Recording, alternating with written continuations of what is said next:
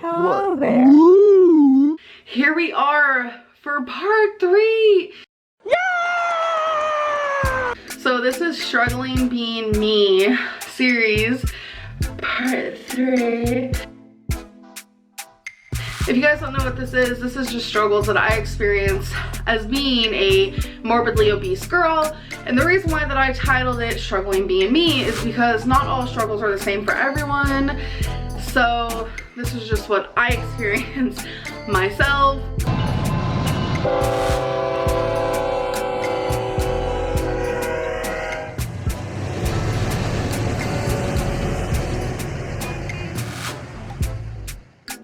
So this is part 3. I feel like these are a little bit more embarrassing to me. You guys might not think so, but let's just do this. So number 1 for this part 3 is stares in public. I feel like lately I have been getting a lot of stares. I know the stares are because people are judging me and how I look, and sometimes I feel like I can understand that because I feel like they're like, oh my god, how can this girl, you know, let herself get that big, which I honestly get it, but it's rude.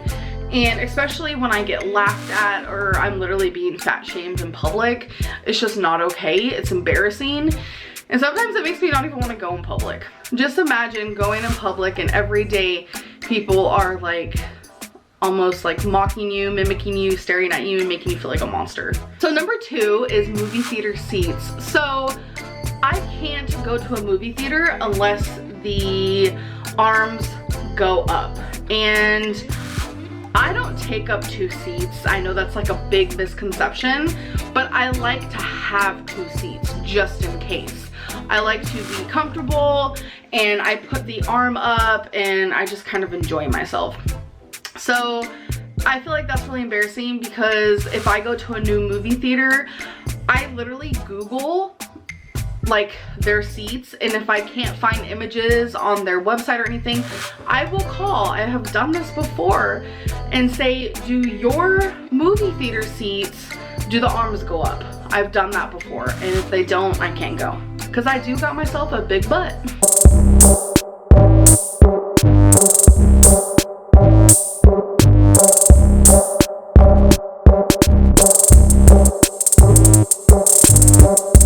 Like in the car that I have now, the seatbelt doesn't fit me. In literally 90, probably 5% of cars, seatbelts don't fit me. Even when I've been on planes before, I've had to get seatbelt extenders. It's just, oh my god. So this brings me to number 4. I have a huge bruise on the side of my leg. Why, you may ask? Well, since the seatbelt doesn't fit me, the seatbelt buckle is always sticking up, and my thighs are so big and my hips are so big that every time I'm in the car, I'm actually sitting on the seatbelt buckle.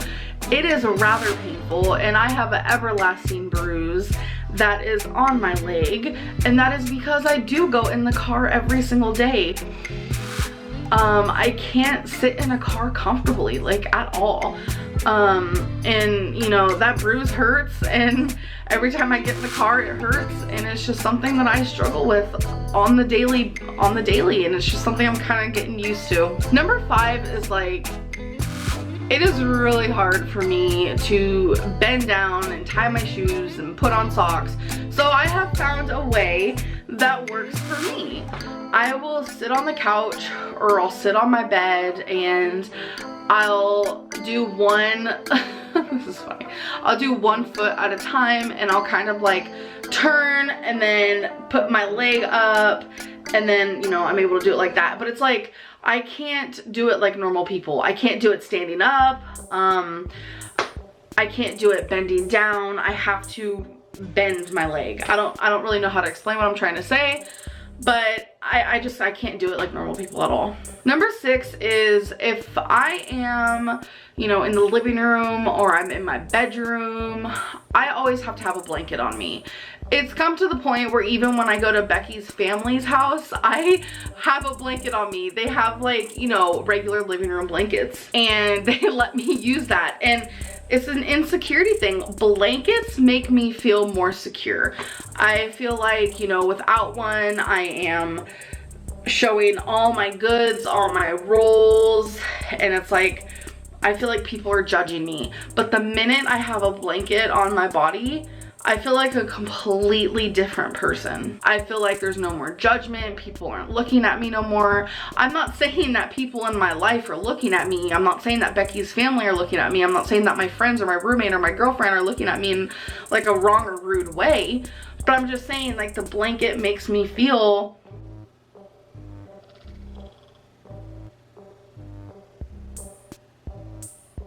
better. I've always been like that. So at all times I have a blanket on me. Number 7 is when I am in public, I don't like using public restrooms, but if I have to, bathroom stalls are so annoying to me because for me, being this size, they're super small. So I have to always use the bigger stall, and I usually always wait for the bigger stall to be open. So I'll be like almost peeing my pants, but if the bigger stall is taken, I will not use a smaller stall. There obviously has been times where I've had to use the smaller stall, which for me is embarrassing because I have to like walk in there sideways and I have to like go back by the toilet just to close the door, and it's just a whole situation that I just don't like dealing with. So I just wait for the bigger stall. Number 8 is I always have constant fear that I'm gonna break furniture. There has been times where I literally won't sit on, you know, a piece of furniture because I'm afraid that I'm gonna break furniture.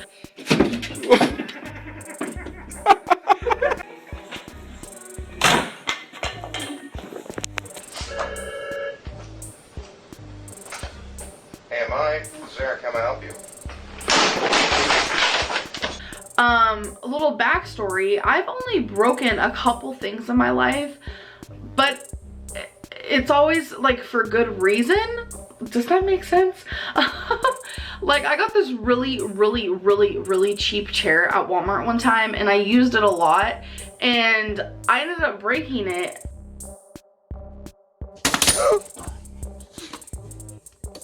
That's embarrassing. I've never really broken something like a bed or a couch or something like a toilet. What? I've never broken something like that.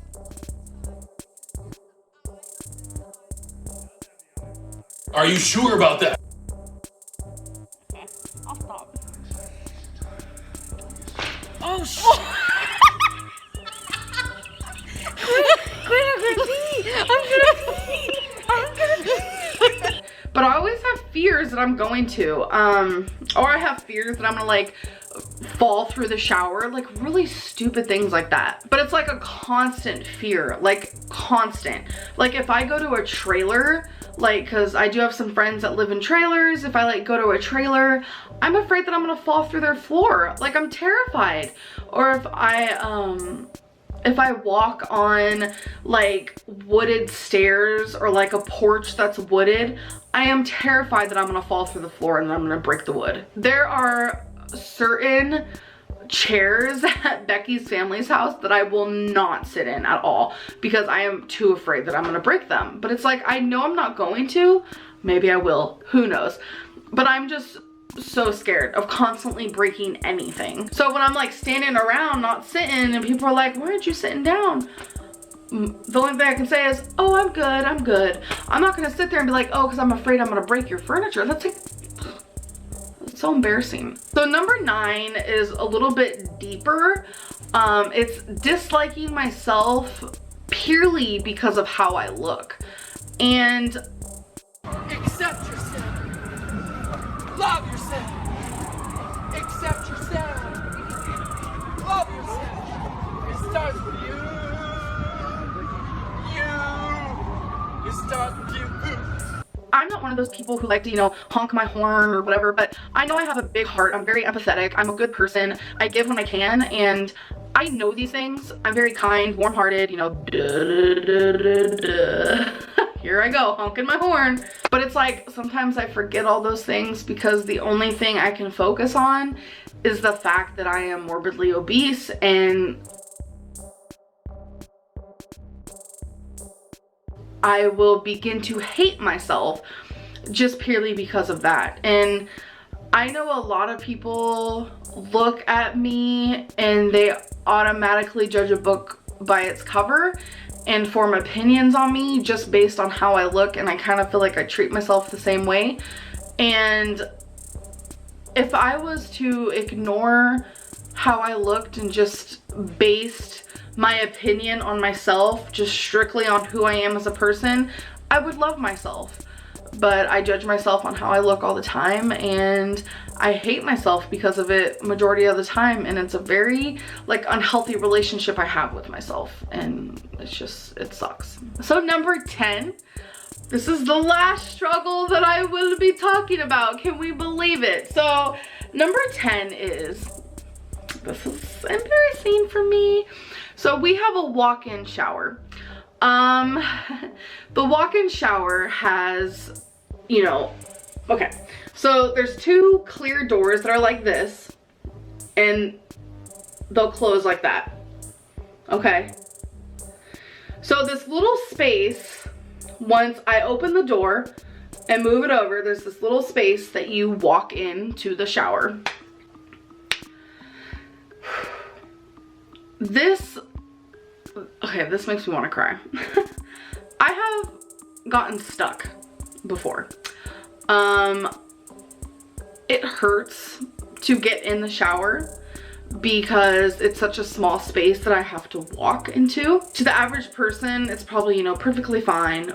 It is a pretty small space, but it's hard for me. It scrapes my stomach when I get in. I have to, you know, suck in as hard as possible, but sometimes that doesn't even work. I'm able to get in, but it just hurts really bad because I'm literally like scraping myself. And to me, that's one of the biggest struggles because, you know, showering every day, that's something I deal with every day. And it's something that I'm afraid of. I'm afraid that there's going to be one time where I break the door, or the glass literally just shatters because I'm too fat, or I'm afraid that I'm going to get like extremely stuck, or an ambulance is going to have to come or something. And it's like the more weight that I gain, the worse it's becoming, and it's just really embarrassing. I was stuck there, and I'm not saying I was stuck there for hours or anything, but it was a good 30 seconds. But it's like, when you're stuck in a situation like that, like those 30 seconds feel like 30 hours. I honestly was terrified, and I almost screamed for Becky, but I was like, don't do it.